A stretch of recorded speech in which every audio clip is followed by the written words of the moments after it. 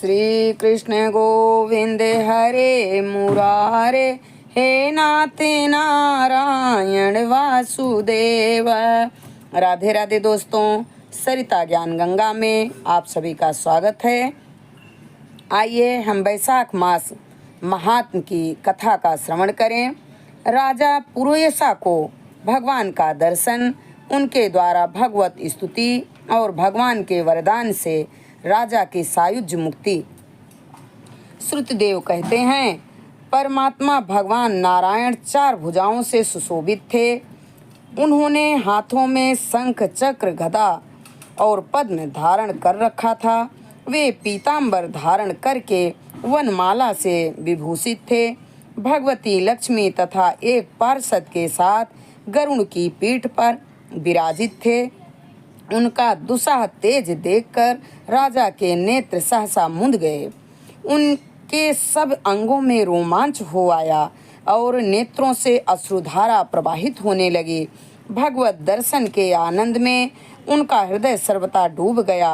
उन्होंने तत्काल आगे बढ़कर भगवान को साष्टांग प्रणाम किया।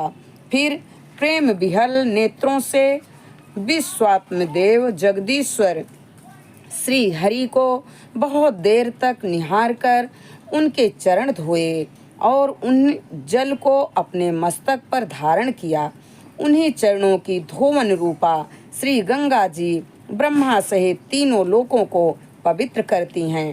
तत्पश्चात राजा ने महान वैभव से बहुमूल्य वस्त्र, आभूषण और चंदन से हार, धूप, दीप तथा अमृत के समान नैवेद्य निवेदित आदि से एवं अपने तन, मन, धन और आत्मा का समर्पण करके अद्वितीय पुराण पुरुष भगवान श्री विष्णु का पूजन किया।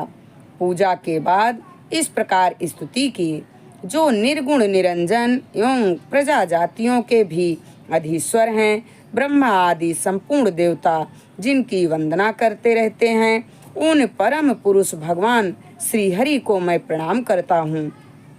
शरणागतों की पाप राशि का नाश करने वाले आपके चरणार विंदों को परिपक्व योग वाले योगियों ने जो अपने हृदय में धारण किया है, यह उनके लिए बड़े सौभाग्य की बात है। बढ़ी हुई भक्ति के द्वारा अपने अंतःकरण तथा जीव भाव को भी आपके चरणों में ही चढ़ा कर वे योगी जन उन चरणों के चिंतन मात्र से आपके धाम को प्राप्त हुए हैं। विचित्र कर्म करने वाले आप स्वतंत्र परमेश्वर को नमस्कार है। साधु पुरुषों पर अनुग्रह करने वाले आप परमात्मा को प्रणाम है। प्रभो, आपकी माया से मोहित होकर मैं स्त्री और धन रूपी विषयों में ही भटकता रहा हूँ। अनर्थ ही मेरी अर्थ दृष्टि हो गई थी। प्रभो विश्वमूर्ते, जब जीव पर आप अनंत शक्ति परमेश्वर की कृपा होती है, तभी से उसे महापुरुषों का संग प्राप्त होता है, जिससे वह संसार समुद्र गोपद के समान हो जाता है। ईश्वर, जब सत्संग मिलता है तभी आप में मन तथा बुद्धि का अनुराग होता है। मेरा समस्त राज्य जो मुझसे छिन गया है, वह भी आपका मुझ पर महान अनुग्रह ही हुआ है, ऐसा मैं मानता हूँ। मैं ना तो राज्य चाहता हूँ, ना पुत्र आदि की इच्छा रखता हूँ और ना कोष की ही अभिलाषा करता हूँ, अपितु मुनियों के द्वारा ध्यान करने योग्य जो आपके आराधनीय चरणारविंद हैं, उन्हीं का नित्य सेवन करना चाहता हूँ। देवेश्वर जगन्नाथ, मुझ पर प्रसन्न होइए, जिससे आपके चरण कमलों की स्मृति बराबर बनी रहे तथा स्त्री, पुत्र, खजाना एवं आत्मीय कहे जाने वाले सब पदार्थों में जो मेरी आसक्ति है, वह सदा के लिए दूर हो जाए। भगवान, मेरा मन सदा आपके चरणार विंदों के चिंतन में ही लगा रहे। एक क्षण तथा आधे पल के लिए भी ऐसा प्रसंग न उपस्थित हो जो आपकी चर्चा से रहित हो। हरे, मैं परमेष्ठी ब्रह्मा का पद भूतल का चक्रवर्ती राज्य और मोक्ष भी नहीं चाहता, केवल आपके चरणों की निरंतर सेवा चाहता हूँ, जिसके लिए लक्ष्मी जी तथा ब्रह्मा शंकर आदि देवता भी सदा प्रार्थना किया करते हैं। राजा के इस प्रकार स्तुति करने पर कमल नयन भगवान विष्णु ने प्रसन्न हो मेघ के समान गंभीर वाणी से इस प्रकार कहा, राजन, मैं जानता हूँ तुम मेरे श्रेष्ठ भक्त हो, कामना रहित और निष्पाप हो।